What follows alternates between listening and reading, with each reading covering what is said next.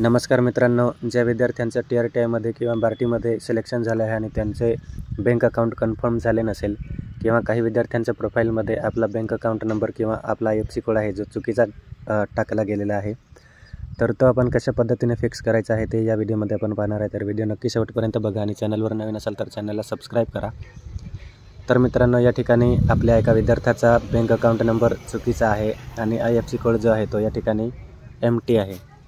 तर या ठिकाणी आपल्या एका मित्राचा बँक अकाउंट नंबर चुकीचा आहे, तर तो आपण क्लिअर करून आपण दुसरा म्हणजे तोच बँक अकाउंट नंबर आहे पण आपण कन्फर्म करून व्यवस्थित या ठिकाणी एंटर केला आहे। आणि त्यानंतर कन्फर्म बँक अकाउंट नंबर आहे तिथेसुद्धा मी एका वहीवर अकाउंट नंबर लिहिला आहे आणि तो मी कॉपी पेस्ट केला आहे। तर आपण या ठिकाणी पाहू शकतो मी तोच अकाउंट नंबर आहे तो करेक्शन करून या ठिकाणी मी कॉपी पेस्ट करत आहे, जेणेकरून आपला अकाउंट नंबर चुकायला नको। आणि त्यानंतर या ठिकाणी IFSC कोड दिलेला आहे, तर या ठिकाणी त्या संस्थावाल्यांनी IFSC कोडसुद्धा फिलअप केलेला नाही, तर तो IFSC कोडसुद्धा आपण या ठिकाणी एंटर करणार आहे।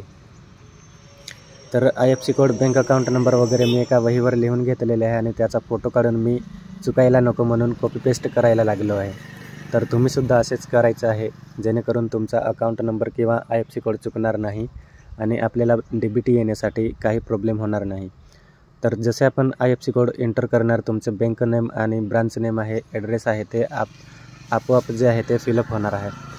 तर या ठिकाणी तुम्ही कॉपी पेस्ट केल्यावर तुम्हाला कोणताही प्रॉब्लेम येणार नाही। तर अशा पद्धतीने तुम्हीसुद्धा सेम स्टेप करायची आहे, जेणेकरून तुम्ही कोणतीही चुका करणार नाही।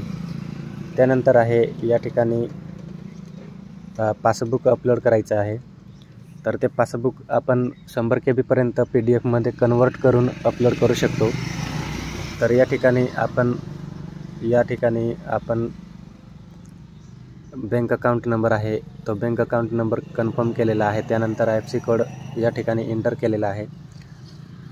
आपली सगळी माहिती एकदा कन्फर्म झाल्यावर आपल्याला आपला जो PDF आहे पासबुक किंवा बँक स्टेटमेंट तो अपलोड करायचा आहे।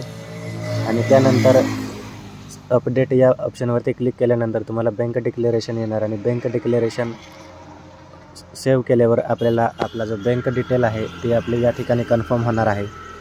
तर त्यानंतर आपण बघू शकतो आपली जी प्रोफाईल आहे ती लॉक झालेली आहे। त्यानंतर आपल्याला कोणतेही एडिट किंवा चेंजेस करता येणार नाही आपल्या प्रोफाईलमध्ये आणि बँक डिटेलमध्ये।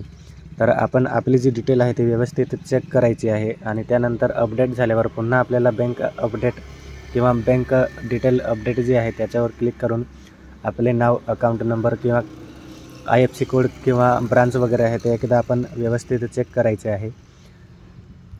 आपली पूर्ण माहिती जी आहे ती बरोबर आहे की नाही ते चेक करून आपल्याला आपला पासबुक जो अपलोड केला आहे आपण, तर तो पासबुक या ठिकाणी चेक करायचा आहे, आपलाच पासबुक आहे की काय आहे तर ते चेक करायचं आहे। तर अशा पद्धतीने आपण ज्या विद्यार्थ्यांना हा जो प्रॉब्लेम येत होता तर त्या विद्यार्थ्यांनी अशा पद्धतीने आपला प्रॉब्लेम जो आहे तो फिक्स करायचा आहे।